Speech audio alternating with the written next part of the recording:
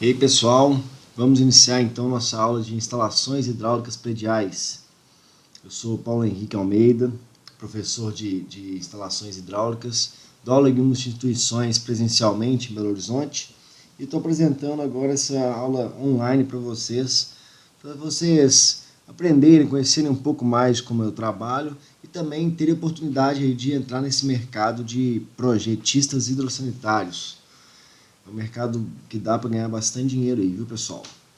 Então vamos lá, né? Nosso curso ele vai ser feito todo na metodologia BIM. Então nós vamos utilizar aí o Revit como o software aí para poder fazer toda a parte aí do desenho técnico, né? Que a gente vai ver tudo que é necessário para poder se apresentar no projeto hidrossanitário.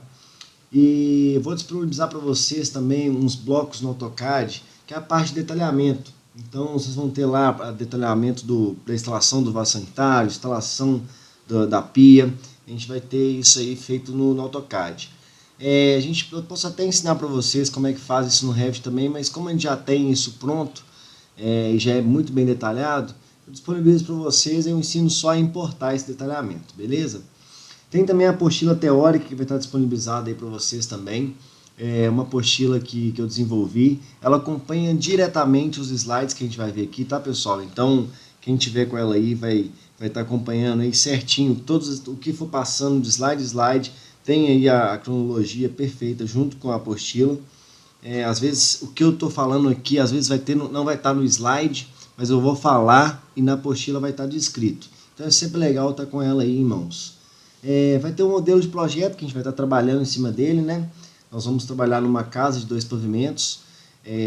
Nós vamos aplicar toda a parte da hidráulica necessária. Então vamos fazer o abastecimento de água, a coleta de esgoto dessa casa e a parte da drenagem pluvial. É uma casa, mas eu vou falar o tempo todo como é que funcionaria se fosse um prédio, se fosse uma indústria. A gente vai ver aí que a metodologia aí para poder fazer o projeto aí final em qualquer situação é muito parecido. Então dá para a gente aproveitar bem nossa aula fazendo numa casa, depois se for para fazer um prédio, é a mesma coisa. Tem alguns catálogos também que eu disponibilizo para vocês, porque toda vez que a gente vai fazer um projeto, pessoal, a gente não pode ficar inventando a roda novamente, né? Então a gente tem que usar as peças que existem no mercado, procurar até saber como é que tá os fornecedores, se tem peças novas que a gente pode estar utilizando aí. Então deixo disponibilizado para vocês também esse catálogo. Eu até deixei aqui no modo apresentação, sem estar no modo apresentação, aliás, porque a gente vai estar sempre entrando em pastas, entrando no nosso Revit, então eu vou trabalhando aqui, tanto no PowerPoint aqui, quanto nos outros aplicativos. Inclusive eu vou até abrir aqui, já de uma vez, essa pasta aqui que vai estar disponibilizada para vocês, que nela que vai estar tudo. Então nós vamos ter aqui os anexos, né, onde vai estar os catálogos. Eu coloquei aqui o catálogo da Tigre, da Manco. A gente tem também a parte quando for fazer o dimensionamento de bomba, tem alguns exemplos de catálogos de bomba também. Tem alguns exemplos que eu vou disponibilizar para vocês também de projetos de casa, projetos de prédio, que já foram feitos pela minha empresa, então até para vocês terem uma base aí, como é que é feito. Tem também sobre os hidrômetros, quando a gente for fazer o dimensionamento de hidrômetro, nessa primeira aula ainda. Então, o que a gente tem que pegar, vou ensinar para vocês, no caso aqui a gente está usando a Copasa, né, que estamos em Minas, a Copasa é a nossa concessionária, mas se vocês estiverem em outro lugar também, procura lá na concessionária local. Alguns manuais também, que a gente vai ter aí para saber como é que funciona, golpe de areia, de instalação do PEX, que nós não vamos mencionar o PEX, mas vou falar sobre ele, que também tem um manual bem bacana aqui para vocês darem uma olhada. As normas técnicas que a gente vai utilizar aí, né? E que nossa aula nada mais é do que destrinchar essas normas técnicas. Tem algumas planilhas de cálculo também aqui, que depois vocês vão ter acesso a elas. E alguns vídeos que estão nos nossos slides, nós vamos passando, mas se quiser depois ver eles separadamente, tá aqui os vídeos aqui, beleza? A apostila está aqui também, tem todas as edições dela, eu vou disponibilizar para vocês. E então, assim, igual eu falei para vocês, acompanha direitinho, né, os slides, então o que está aqui está nos slides, lógico, com uma descrição um pouco mais detalhada, né, que é uma apostila, então ela vem aí como se fosse um material de consulta, né, então ela é bem detalhadinha aí e acompanha nossos slides, então é legal estar com ela também aberta, viu pessoal? A apresentação dos slides, né, que a gente vai passar, Os blocos, igual eu falei para vocês, tanto as famílias do Revit, do template, quanto os detalhamentos do CAD, né? E além disso, nós vamos ter também um projeto que nós vamos trabalhar em cima dele. Então já até para vocês conhecerem aí, nós vamos trabalhar em cima dessa casa aqui, tá, pessoal? Ela já está no Revit, vou disponibilizar ela para vocês no Revit. Vou explicar também como é que funciona essa questão de importação, como é que você trabalha aí, como é que começa essa ideia do projeto hidráulico, né? Como é que você recebe ele do cliente. Nós vamos falar sobre tudo isso aí, beleza?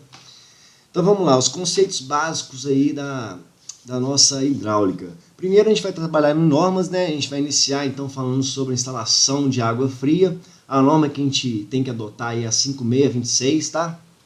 E vocês vão ver que para esgoto é uma outra norma, para drenagem é uma outra norma.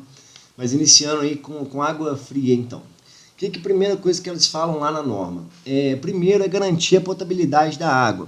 O que acontece, pessoal? A concessionária, no nosso caso a Copasa, por exemplo, ela chega até o ponto do lote ali do nosso cliente e ela garante que aquela água ela tem uma certa vazão, né? Ela vai te dar uma diretriz ali falando que ela tem uma certa vazão e ela garante que é uma água potável. Então o que acontece? A partir desse momento que a gente está fazendo o projeto, a gente tem que garantir para o cliente, falar para o cliente por ele comprar peças que existem no mercado com uma normatização, com um Inmetro ali envolvido, que vai garantir a potabilidade da água. Isso aí, pessoal, igual eu falei com vocês, é não inventar a roda que vai dar certo. Por que acontece? Você tem aí hoje no mercado a Tigre, a Manco, que são aí fornecedores aí de material hidráulico, né? E elas já garantem já que o material que elas usam, que seria o PVC mais comumente, já vai garantir essa potabilidade da água. Então é quando às vezes o cliente, não, quero fazer de ferro fundido, quero fazer ela de fibra de carbono, você pode mencionar, mas aí você tem que arrumar um jeito de garantir que essa água ela vai ter essa potabilidade quando chegar lá na pia, no vaso sanitário. Então tem que garantir isso aí. Tem também a garantia de fornecimento contínuo de água, né, que é simplesmente você garantir que quando a pessoa abre todas as torneiras, dá descarga, abrir o chuveiro, tudo isso tem que funcionar. Nós vamos fazer lá a verificação de pressão, vamos ver que tem um fator de uso simultâneo que vai garantir esse fornecimento contínuo, tá? Questão de manutenção fácil e econômica, isso também é muito importante, pessoal, porque nós vamos ver durante as instalações que tem muitas peças que a gente vai acabar optando por uma mais cara, mas que ela fornece uma certa manutenção mais fácil. Que depois, quando a instalação está instalada na parede lá, a gente não tem como, é muito difícil de você quebrar a parede para poder dar manutenção, então você tem que prever alguns artifícios aí para poder facilitar essa manutenção. Nós vamos ver isso também. É questão de evitar ruídos, né, que a gente cai até na norma de desempenho, que hoje em dia está sendo uma norma aí muito cobrada para as construtoras e muito importante também, né, que a gente fala de termoacústico, né, a gente fala sobre conforto térmico, conforto de som, e aí no nosso caso a hidráulica ela pesa muito no conforto de som. Por quê? Quando a gente for fazer também a verificação, nós vamos ver lá que tem uma verificação de velocidade. Essa velocidade, quando a gente não... o nosso dimensionamento não fica dentro da velocidade máxima permitida, ela começa a gerar ruídos na tubulação. E esses ruídos eles podem acabar entrando dentro da norma de desempenho, e aí no final das contas o cliente fica incomodado com aquele ruído, e depois ele vai vir atrás da gente que projetou isso aí. Então tem que tomar bastante cuidado, tem que fazer a verificação lá, e se não passar, volta atrás, redimensiona e garante aí que não vai ter ruído. Tem que ter também um conforto de fácil operação. Eu gosto muito de dar o exemplo do registro.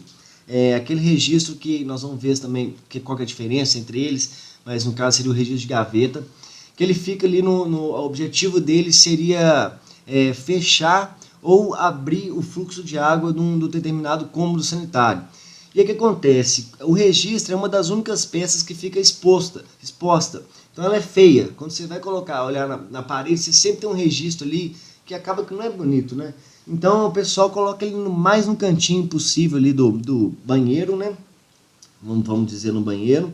E acaba que às vezes a pessoa não preocupa em colocar ela com uma distância confortável da parede. Então o que acontece? Quando o cliente ele vai abrir ou fechar o registro, se estiver muito perto da parede, ele pode acabar batendo a mão ali e não conseguir operacionalizar direito aquele registro. Então você tem que pensar aí nessa questão da operação do nosso ambiente sanitário aí, das nossas peças hidráulicas. Tá bom, pessoal?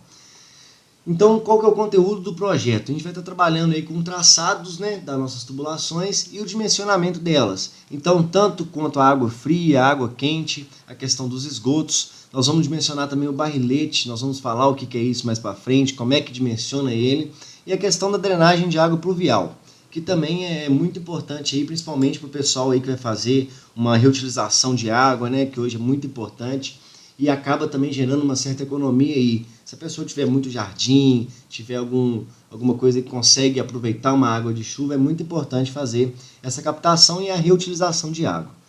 Tá? Então, nós temos aí, dentro do projeto, nós vamos ter que fazer as elevações, nós vamos fazer também um projeto isométrico, vou falar para vocês como é que funciona isso. Nós vamos ver também que tem que ter uma simbologia normatizada e bastante informação que vai agregar o seu projeto. Então, falar o tipo de tubulação, colocar essas notas mesmo, explicando para o cliente o máximo de informação possível para ele poder entender o projeto dele. Beleza? Nós vamos falar também das caixas de passagem, né? Tanto de água pluvial quanto de esgoto. Nós vamos ver que tem uma regrinha para isso também. E vamos aprender a dimensionar elas, ver como é que está o espaçamento entre elas. Nós vamos ver tudo isso aí, beleza? Então, para iniciar, nós vamos falar sobre os materiais disponíveis no mercado. Hoje a gente tem vários fornecedores aí, a gente tem que sempre preocupar, igual eu falei, de ver se eles têm certificação de qualidade, né? Geralmente do Inmetro mesmo. Só que alguns materiais são específicos para certas utilizações. Então, o mais comum que a gente vê aí é o PVC. Várias marcas aí fabricam PVC. A gente tem aí, as peças são bem intuitivas, né? Então nós temos joelho, nós temos curvas, nós temos T's, que realmente é bem intuitivo. Então você sabe que um joelho é para fazer uma curva aí de 90 graus, você tem um joelho de 45 graus que também é para fazer curvas de 45 graus. Nós temos as peças de redução, que são para poder alterar o diâmetro. Às vezes você está fazendo um dimensionamento, você vê que até um certo ponto precisa de um diâmetro, depois desse certo ponto você pode diminuir o diâmetro, então você usa peças de redução ou adaptação, né? Nós temos aí as peças também que vai ser para instalação de caixa d'água, que são os flanges, isso tudo no PVC, tá, pessoal? E aí aparece aí na nossa vida o CPVC. Por que acontece? Quando a gente vai fazer a instalação de água fria, a gente usa o PVC tranquilamente. Só que quando a gente vai fazer a instalação de água quente, o PVC ele não aguenta altas temperaturas. Então, se a gente fazer a instalação com o PVC, ele vai acabar derretendo. A cola para unir as conexões ali não aguenta também altas temperaturas. Então, nossa instalação vai acabar ficando comprometida. Então, a gente tem que começar a utilizar o CPVC ou o PPR, que são, a composição deles é muito parecida com o PVC, que parece um plástico mesmo, né?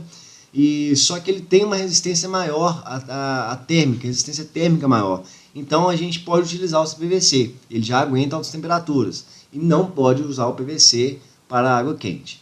Era muito comum também a gente usar o cobre para água quente. Só que hoje não está muito legal usar ele por conta da operação dela na hora da obra. Quando você vai fazer uma instalação de cobre, você tem que ali usar solda, você tem que... A parte de corte ali da tubulação também é mais complicada, né? De serrar. Então acabou assim deixando-se de lado o cobre e indo agora para o CPVC, para o PPR, que tem essa resistência ao calor.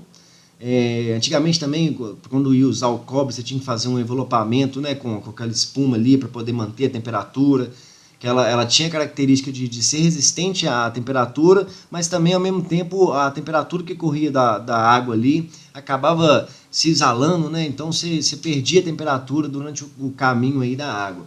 Então também foi um dos motivos para deixar de se utilizar o cobre. Hoje é mais utilizado em encanamento de gás, esse material aqui, né? A gente tem também o PEX, que é um tipo de instalação um pouco diferente. Ele é feito todo com mangueiras. Eu vou mostrar alguns exemplos aí para vocês de instalação. É interessante do PEX que muita gente às vezes opta de usar ele porque ele também é resistente à temperatura. Então ele às vezes tem até um conjunto, né? Eles fazem a instalação de água fria com PVC e aí quando chega a água quente eles colocam PEX. Hoje no Brasil não é muito usado ainda por conta até de mão de obra qualificada para poder fazer essa instalação. Então acaba ficando aí mais caro. Mas, às vezes, você está fazendo um projeto aí para algum americano aqui no Brasil que tem mais, conhece mais essa tecnologia e te exige aí, então a gente vai acabar utilizando o PEX. Mas aí nós não vamos trabalhar com ele não, eu deixei só esse manual aqui para vocês que vai ensinar vocês como é que utiliza, né, como é que funciona essa tecnologia. Então, se vocês tiverem curiosidade, aqui ensina todo como é que dimensiona, como é que faz as perdas de carga. Se tiver curiosidade, vai estar disponível para vocês aí também. Beleza? Mas nós não vamos dimensionar ele não. Voltando aqui para nossa apresentação, a gente tem também as peças de metal, que ela vai aparecer bastante também no nosso dimensionamento. Por quê? Toda vez que a gente vai fazer uma extremidade da tubulação, que a gente vai ligar ali uma torneira, vai ligar uma ducha higiênica, a gente tem que ter uma peça rosqueada. E aí o que acontece? A gente até tem peças rosqueadas no PVC, só que à medida do tempo que você vai colocando esse registro, essa torneira, vai tirando ela, a rosca do PVC ela vai acabar comendo, você vai ter que acabar trocando essa peça. Então ela acaba não sendo legal. Então eles inventaram essas peças aqui, mais comumente falado de bucha de latão. Então são as peças com bucha de latão, que são peças de metais, e ela tem essa rosca no final. Então assim, é até uma coisa meio lógica, né? A rosca de metal ela tem uma resistência muito maior do que a rosca ali de plástico. Então a gente acaba optando por usar essas conexões finais aí como peças de metal, beleza? E no mais, essas aqui são os materiais que a gente vai utilizar. A gente tem também as caixas e ralos também, que também é de PVC. Nós vamos ver lá no esgoto. Mas é basicamente isso aí. Tem agora uma tabela aqui, pessoal, que mostra só aquela questão que eu falei com vocês da diferença, né, do PVC e do CPVC, como é que é tratado essa questão da temperatura. A gente vê também que o CPVC ele tem mais resistência aí à elasticidade, resistência a impacto também. Então, em determinadas situações, às vezes acaba valendo a pena aí utilizar o CPVC, tá bom? Tem também a questão dos diâmetros existentes no mercado, né? Então a gente vê aí que o PVC, né? Tanto o PVC quanto o CPVC tem uns diâmetros aí, começam com um diâmetro diferente, né? Então você tem aí para o PVC começando com 20 milímetros, né? 25 milímetros, 32 milímetros. O PVC ele já começa com 15 milímetros. Então nós vamos ver até o porquê que ele tem um diâmetro menor, o diâmetro inicial menor do que o PVC. É legal também essa questão do soldável, pessoal. Por que fala soldável? Na verdade é a questão da união, né, das peças. Você tem peças rosqueadas e peças soldadas. E até interessante também que nessa mesma tabela a gente consegue ver aqui ó, a unidade que se trata. Porque quando a gente está falando de peças soldáveis, a gente fala em milímetro. E quando a gente fala de peças rosqueadas, a gente fala em polegada. Então tem até aquela questão que eu falei da peça de bucha de latão. Quando você passa de uma peça soldável para rosqueada, você vai ter uma nomenclatura lá, por exemplo, 25 milímetros por 3/4 de polegada. Então você pode saber que ela é uma peça que passa de soldável para rosqueada, tá bom? A gente também vê aí que o esgoto ele começa com um diâmetro muito maior do que o de água fria, né? Então a gente vai ver também por que isso, né? Que não faria sentido você colocar um diâmetro de 20 milímetros para o esgoto. Nós vamos ver isso tudo lá mais para frente também. Mas esses aí são diâmetros existentes, tá bom, pessoal? E aí começa agora uma série de exemplos de aplicação. Eu comecei justamente com o PEX para vocês verem que é uma coisa assim bem diferente mesmo. Inclusive até a metodologia que está instalada isso aqui, você vê que é uma estrutura de wood frame que raramente você vê isso aqui no Brasil, isso é mais visto fora do país mesmo, né? Então, o jeitão que é instalado é um pouco diferente. Você tem uma central de distribuição, então você vem com a água fria, geralmente a água fria é representada pela tubulação azul e a água quente é representada pela tubulação vermelha. E aí você entra tipo numa central de distribuição e aí cada caninho desse aqui vai lá para o seu vaso sanitário, vai para o lavatório, cada um para o seu ambiente sanitário, tá? Para o seu ambiente sanitário mesmo, né? Para o vaso, para o lavatório, etc. As peças também são bem parecidas, as conexões, então você vê lá que você tem o joelho, você tem o T, mas a forma de dimensionar isso aqui é bem diferente, tá, pessoal? Então, igual eu falei, está lá no manual explicadinho. Aqui também tem aquela questão da diferença entre registro de pressão e registro de gaveta. Tem vários tipos de registro, eu até coloco aqui na próxima página, no próximo slide, um tanto de tipo de registro, mas vocês não precisam preocupar com isso aqui não. Basicamente são dois tipos. O registro de gaveta ele serve para simplesmente abrir o fluxo de água e fechar o fluxo de água, ou seja, se você não quer água nenhuma passando no sistema e se você quer água toda passando no sistema. Então é simplesmente abrir ou fechar. O registro de pressão ele funciona de uma forma diferente. Ele regula a quantidade de água que você quer que passe na tubulação. Então por isso que ele é muito comum em chuveiro. Você vai estar regulando ali a quantidade de água quente, a quantidade de água fria que você quer que para fazer aquela temperatura ali da água, né? Fazer a mistura da térmica ali da água. Então o registro de pressão serve para isso, para você controlar a quantidade de água. Então, e outra coisa, você nunca pode usar o registro de gaveta como controle de água, ele não serve para isso. Se você quer que passe menos água ou mais água, é registro de pressão. Se você quer que passe a água toda ou feche a água toda, é registro de gaveta. Beleza? Outro exemplo de instalações aí, então, né, nós temos aí o PVC. Aqui no caso a gente está exemplificando uma instalação de esgoto. Nesse caso aqui dá até para ver que com certeza é um prédio, né, que você tem um andar, ou prédio, uma casa de 2 pavimentos, né? Mas você tem um andar em cima aí, então a gente tem essa aranha aqui por baixo, fazendo a ligação de todo o esgotamento, né? A gente tem também as colunas, nós vamos falar sobre elas, mencionar elas, que coletam toda a água aí do apartamento, né? Do andar, e desce lá embaixo lá para poder fazer a coleta de esgoto na coleta aí da concessionária.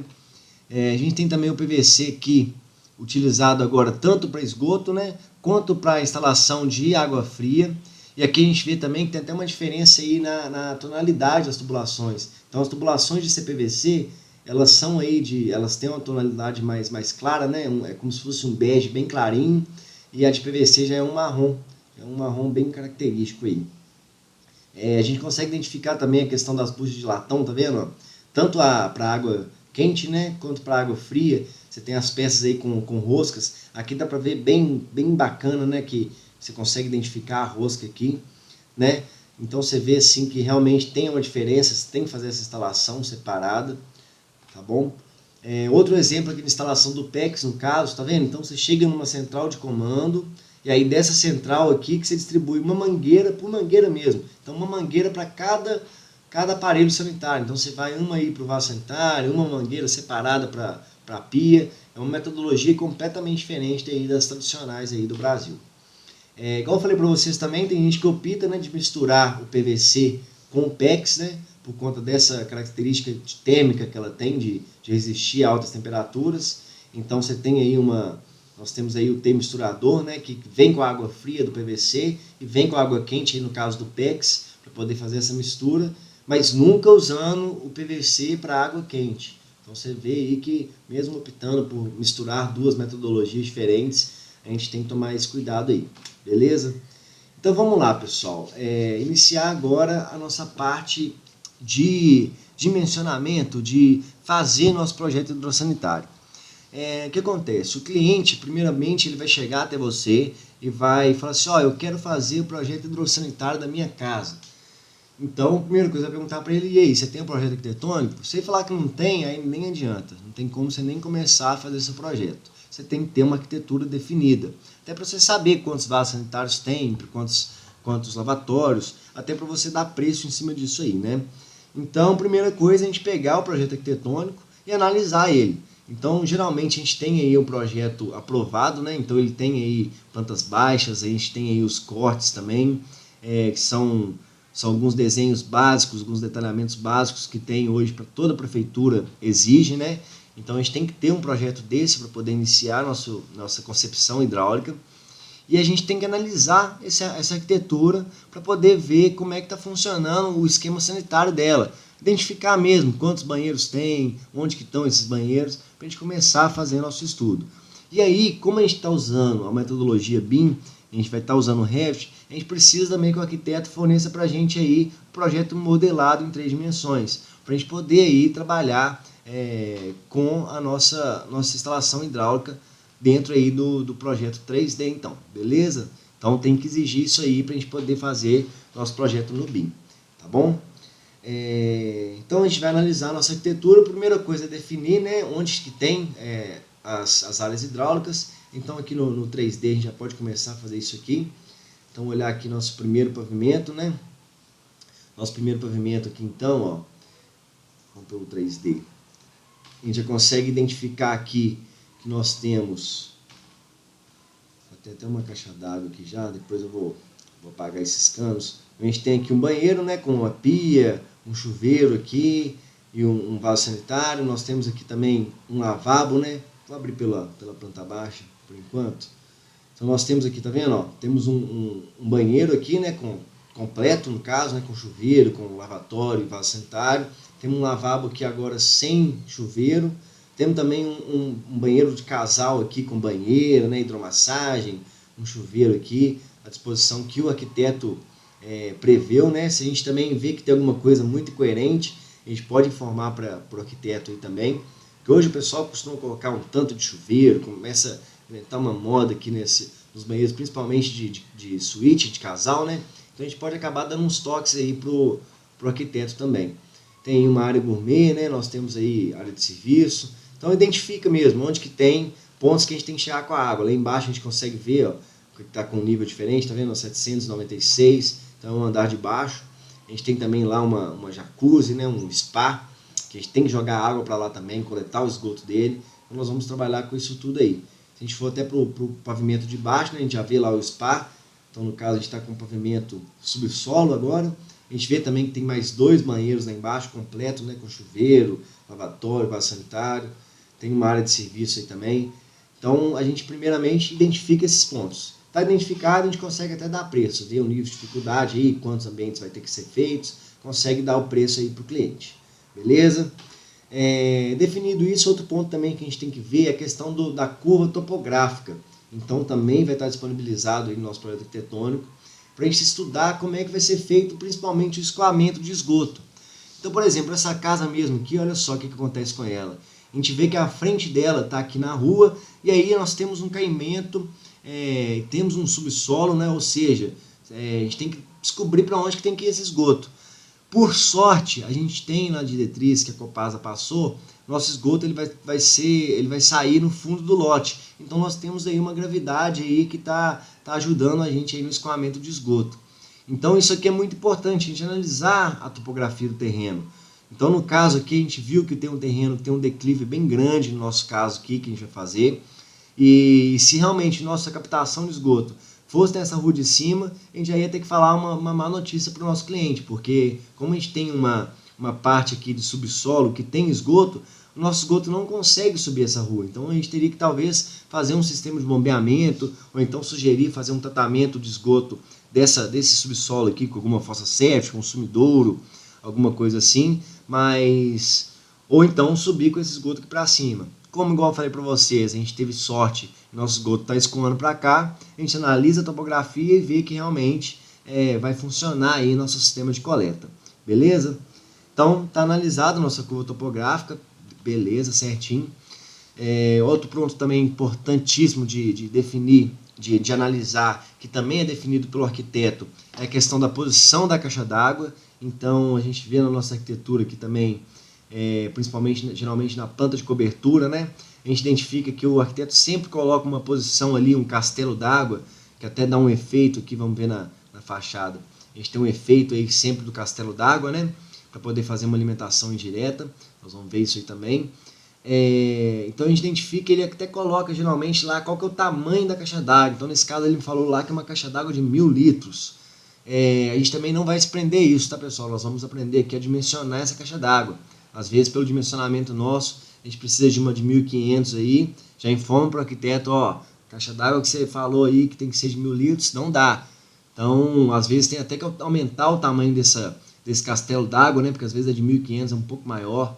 Então tem que falar com o arquiteto aí que esse dimensionamento dele está errado. Vamos ver aí o que nosso dimensionamento vai dar. Mas a gente tem que lembrar de analisar aí a cobertura. Olhar também a questão do tipo de telha, tá pessoal? Quando a gente for fazer a drenagem lá na frente, isso aqui vai influenciar para a gente. Na hora do escoamento aí, de calcular o escoamento da água para poder calcular aí o sistema de calhas do nosso telhado. Tá bom? Então, feito isso, analisamos tudo. A gente tem que definir também um corte principal.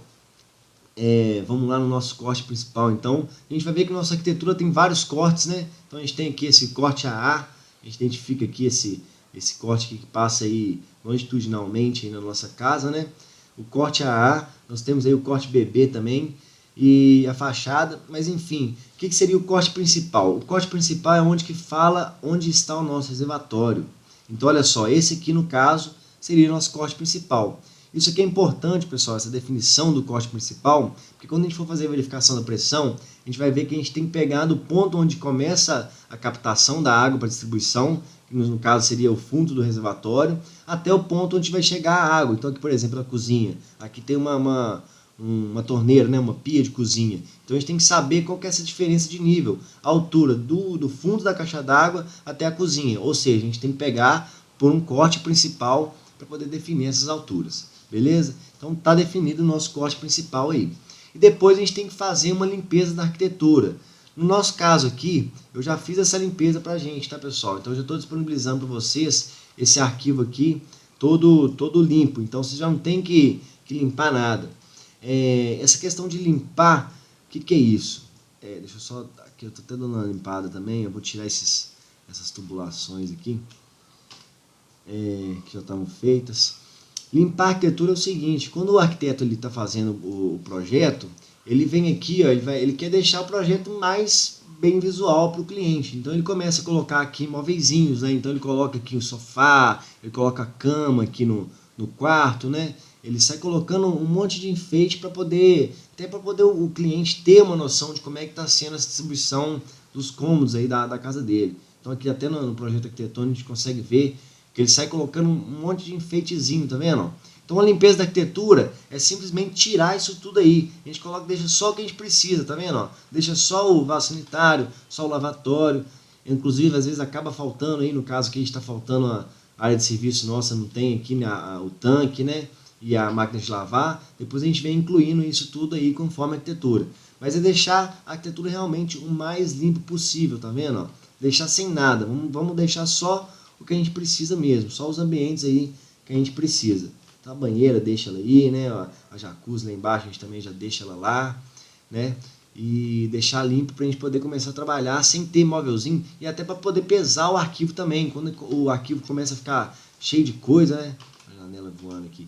Ele acaba ficando mais pesado. Então quando você vai fazer alguma movimentação de câmera ou então fazer aí todo o processo aí de desenho aí das tubulações, acaba travando aí seu projeto. Então, quanto mais limpo, mais leve fica para a gente trabalhar nele aí, beleza? Então, isso aí seria a nossa limpeza da arquitetura, tá bom?